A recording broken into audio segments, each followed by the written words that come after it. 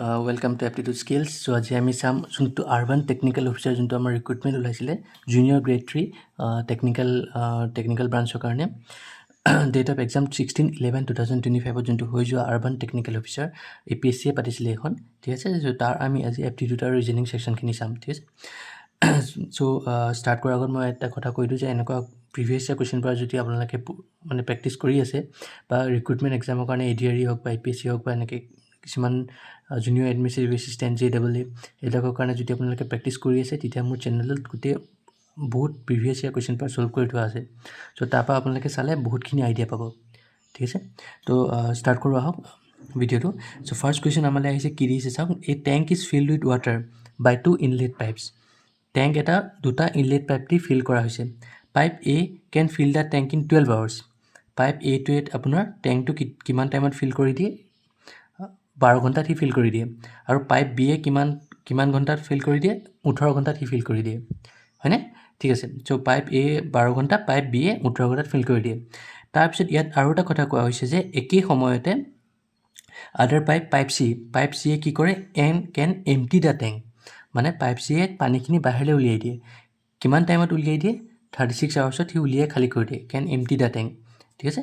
এতিয়া আমাক সুধিছে যদি আমি 3টা পাইপ একেলগে অ'পেন কৰি দিওঁ, পাইপ A B C 3টা পাইপ যদি আমি একেলগে অ'পেন কৰি দিওঁ তেতিয়া এই টেংকটো ফিল আপ হ'বলৈ কিমান সময় লাগিব ঠিক আছে। চ' এনেকুৱা অংকবিলাক কৰিবলৈ এটা শ্বৰ্ট ট্ৰিক আছে, কাৰণ আমাৰ তাত এক্সামত বেছি টাইম নাথাকে। চ' সেইকাৰণে আমি শ্বৰ্ট ট্ৰিকবিলাক খুব ভালকৈ ইউজ কৰিব লাগে ঠিক আছে। চ' ষ্টাৰ্ট কৰোঁ আহক কুৱেশ্যনটো চলিউশ্যনটো। এতিয়া চাওক পাইপ এ আপোনাৰ কিমান টাইমত ফিল কৰি আছে, 12 ঘণ্টা হয়নে, 12 আৱাৰ্ছ ঠিক আছে। ষ্টেপ ৱাইজ মই শিকাই যাম, আপোনালোকে ভালকৈ চাই যাব ঠিক আছে।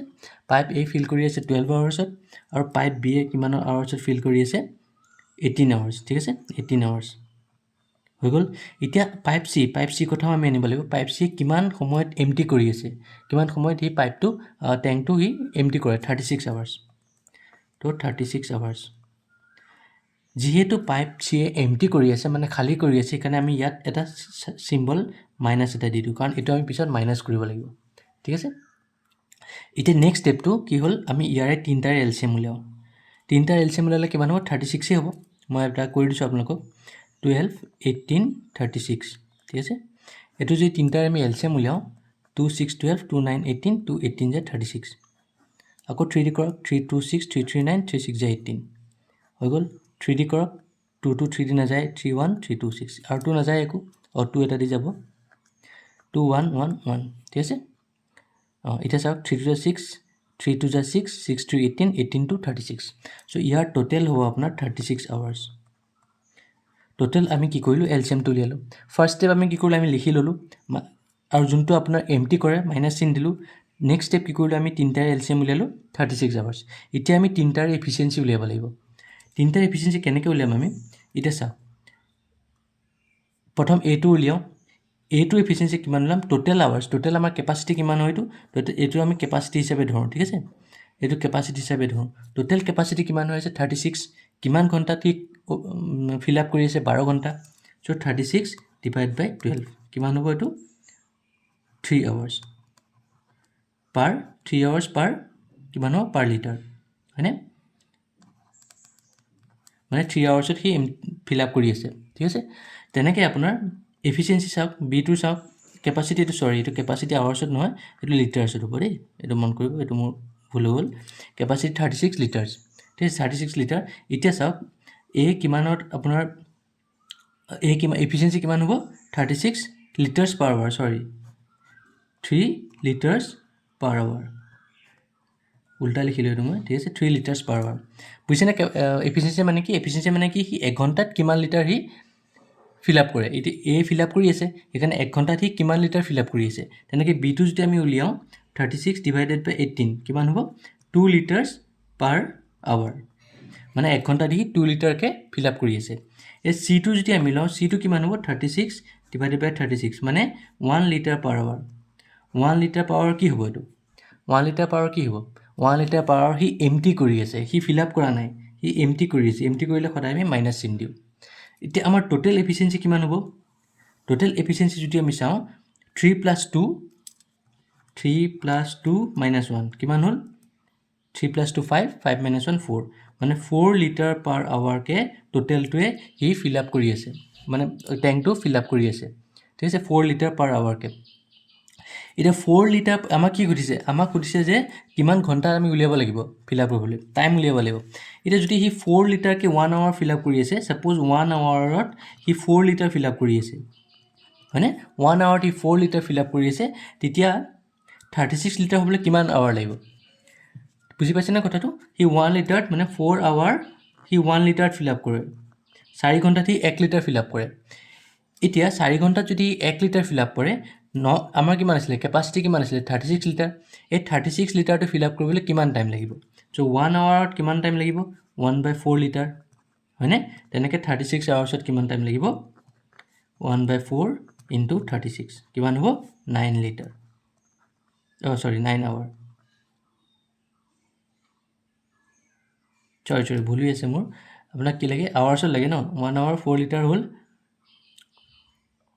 আমাক কি কৈছে if all the 3 pipes R open তেনে চাইমলি হাউ লং টাইমটো লাগে আমাক টাইমটো লাগে সৰি এইটো ভুল হৈ আছে আপোনাৰ এইখিনি চাওক ঠিকে আছে খালি আপোনাৰ এইটো মেথডটো ভুল হৈ আছে আপোনাৰ কি দি আছে লিটাৰ্ছ ন চ' আমাক আৱাৰ উলিয়াব লাগে চ' 4 লিটাৰ আমাৰ কিমানত হৈ আছে 1 আৱাৰ 4 লিটাৰ 1 আৱাৰত হৈ আছে চ' 1 লিটাৰ কিমানত হ'ব 1 লিটাৰ 1/4 আৱাৰ হৈ গ'ল এতিয়া 36 লিটাৰ কিমানত হ'ব 36 লিটাৰ 1/4 ইনটু 36 কিমান হ'ল 9 আৱাৰ বুজি পালে নে কথাটো চিম্পল হয় খালি আৰু আকৌবাৰ মই ৰিপিট কৰি দিছোঁ চ' ফাৰ্ষ্ট আমি কি কৰিম আমি এটো উলিয়াম 12 আৱাৰ্ছ বিটো উলিয়াম 18 আৱাৰ্ছ চিটো উলিয়াম 36 যিহেতু চিটো এমটি কৰি আছে আমি এইটো মাইনাছত লিখোঁ তাৰপিছত আমি কি কৰোঁ আমি তিনিটাৰ এলচিএম উলিয়ালোঁ এলচিএম উলিয়াই আমি পালোঁ যে 36 এইটো কেপাচিটি হয় দেই সেইকাৰণে আমি লিটাৰ্ছত লিখিছোঁ 36 লিটাৰ এতিয়া আমি প্ৰত্যেকটোৰ এফিচিয়েঞ্চি উলিয়াম মানে 1 ঘণ্টাত সি কিমানকৈ ফিল আপ বা এমটি কৰি আছে এইটো এতিয়া কেনেকৈ উলিয়াম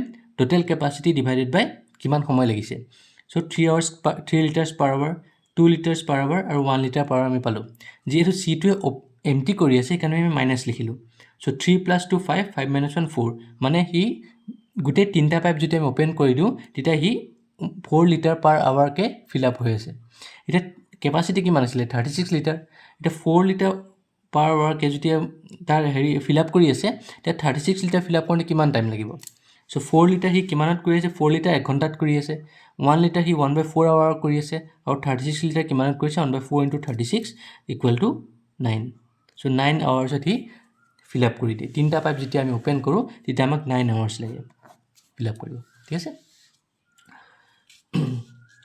চ' আমাৰ নেক্সট কুৱেশ্যনটো চাওঁ কি দিয়া আছে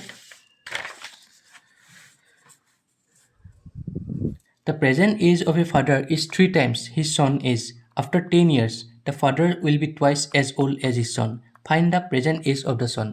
ঠিক আছে এই অংকটো মই দুটা মেথডত কৰিম ফাৰ্ষ্ট মেথড কি হ'ব ফাৰ্ষ্ট মেথড আপোনালোকৰ ফাদাৰটো আৰু চনৰ এজটো মই এক্সে ধৰিম ঠিক আছে এই কৰিলে আপোনালোকে দেখা পাব নেক্সট মেথডত মই ফাদাৰটো এক্স ধৰিম আৰু চনটো ৱাই ধৰিম ঠিক আছে তো ফাৰ্ষ্ট মেথড কি কৰোঁ আমি চাওক প্ৰথম কি দিয়া আছে প্ৰেজেণ্ট এজ অফ এ ফাদাৰৰ প্ৰেজেণ্ট এজটো কি হয় 3 টাইমছ হিজ চনছ এজ মানে আমি চনছ এজটো লৈ লওঁ লেট চনছ এজ কিমান হ'ব এক্স ইয়াৰ্ছ ধৰি লওঁ আমি এক্স ইয়াৰ্ছ ধৰি লওঁ যদি চনছৰ এজটো এক্স ইয়াৰ্ছ হয় ফাদাৰ এজটো কিমান হ'ব প্ৰথম ষ্টেটমেণ্টটো চাওক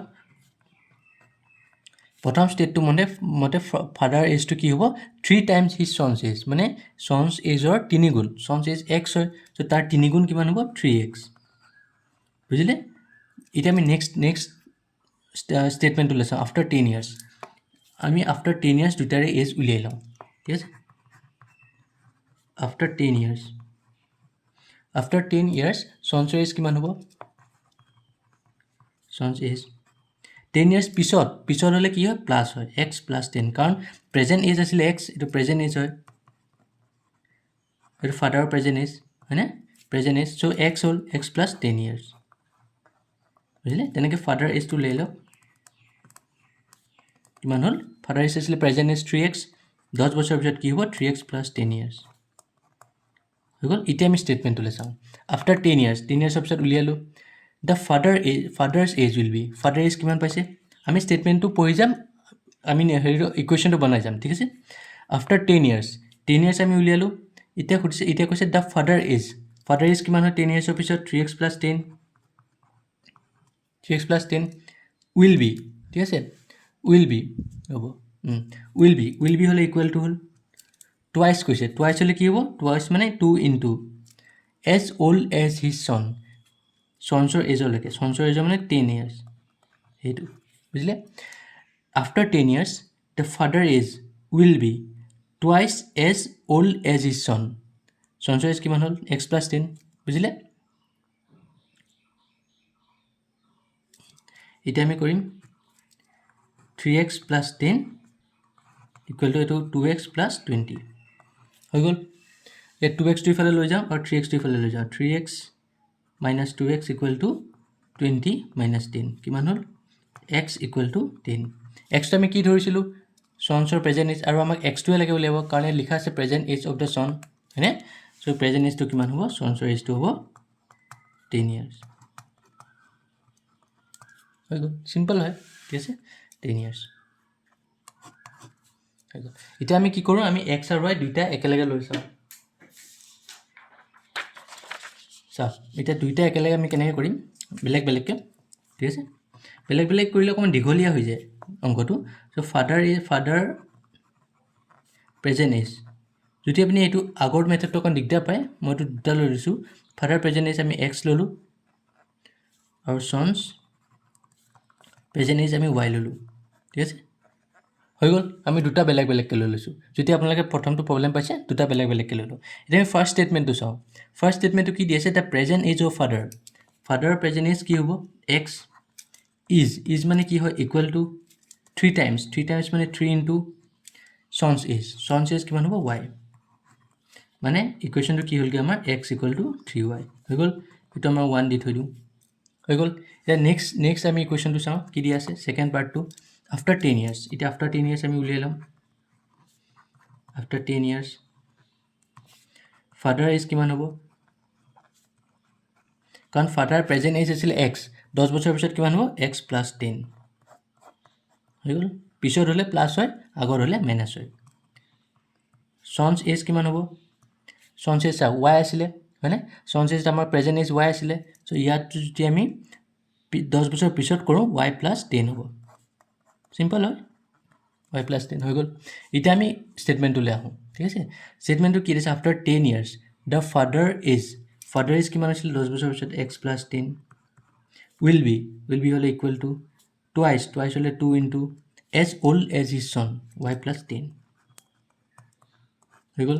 after 10 years the father will be twice as old as his son, ঠিক আছে। এতিয়া আমি এইটো চল্ভ কৰি লওঁ, x + 10 = 2y + 20 হৈ গ'ল।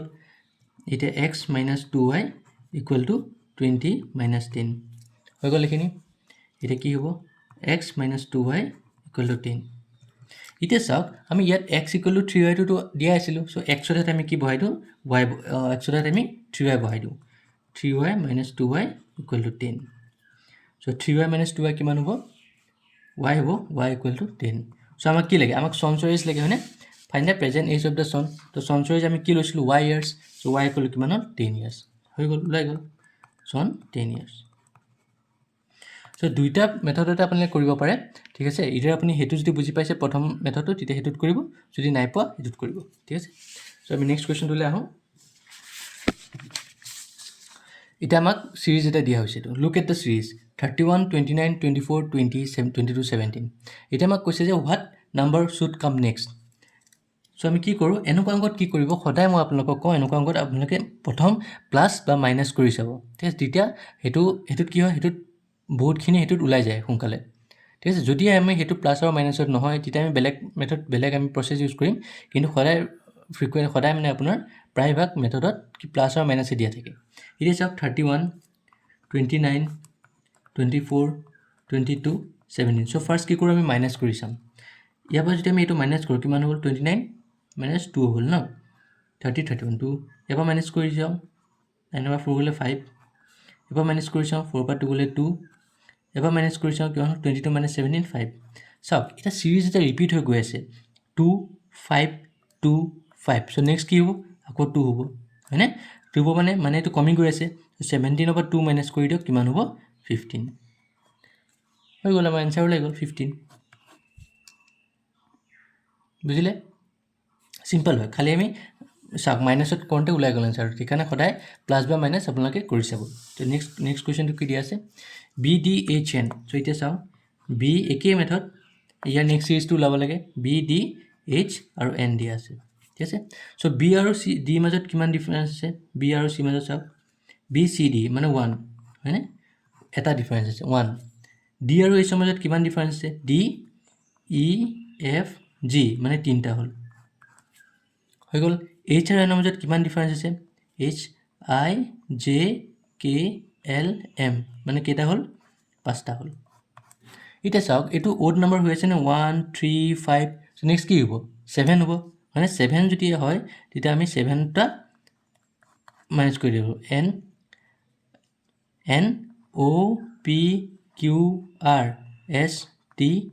7 হ'লে 1 2 3 4 5 6 7 7 হৈ গ'ল তো নেক্সট অপশ্যন কি হ'ব আমাৰ ভি হ'ব বুজিলে নেক্সট হ'ব ভি কেনেকৈ কৰিলে বুজিলেনে ফাৰ্ষ্ট আমি মাইনাছ কৰিলোঁ বি আৰু চি ডিৰ মাজত কেইটা আছে এটা হ'ল ডি আৰু এইচৰ মাজত কি হ'ব EFG তিনিটা হ'ল এইচ আৰু এনৰ মাজত কিমান হ'ব IJKLM 5টা হ'ল এতিয়া চাওক আমাৰতো চিৰিজ এটা হৈ আছে 1 3 5 অড নম্বৰ ইজ এটা হৈ আছে হয়নে 1 3 5 নেক্সট কি হ'ব 7 যদি আমি 7টো কৰোঁ NOPQRSTU 1 2 3 4 5 6 7 নেক্সট কি হ'ব ভি হ'ব বুজিলে চিম্পল আছিলে কুৱেশ্যনটো তো আজিলৈ ইয়াতে এৰিছোঁ চ' বাকী আৰু 2-3টা কুৱেশ্যন আছে চ' সেইখিনি মই কালি কৰাই দিম আপোনালোকক তেতিয়া গোটেইখিনি চল্ভ হৈ যাব আৰু চ' এইখিনিতে মই আপোনালোকক কওঁ এটা যদি আপোনালোকে প্ৰিপেৰেশ্যন কৰি আছে ষ্টেট গভৰ্ণমেণ্টৰ বা তেনেকৈ যিকোনো চেণ্ট্ৰেল গভৰ্ণমেণ্টৰ বা ষ্টেট গভৰ্ণমেণ্টৰ এক্সামৰ কাৰণে তাত আপোনালোকৰ গোটেইখিনি মই চল্ভ কৰি দিয়া আছে গোটেই প্ৰিভিয়াছ ইয়েৰ পেপাৰ আপোনালোকে পাই যাব APSC হওক বা ADRE হওক বা গুৱাহাটী হাইকোৰ্ট আৰু বহুত বিভিন্ন ধৰণৰ পেপাৰ আছে আপোনালোকে যেতিয়া চেনেলটো চাব তাত তলত দেখিবই আপোনালোকে গোটেইখিনি পেপাৰ আছে তাত আৰু মই লিংকখিনি ডেছক্ৰিপশ্যনত গোটেই লিংকখিনি মই ডেছক্ৰিপশ্যনত দি দিম ঠিক আছে আপোনালোকে তাৰপৰা স্ক্ৰল ডাউন কৰিলে ডেছক্ৰিপশ্যনত গোটেই লিংকখিনি পাই যাব ঠিক আছে আৰু মোৰ চেনেলটো লাইক ছাবস্ক্ৰাইব আৰু শ্বেয়াৰ কৰিবলৈ নাপাহৰিব থেংকছ এ লট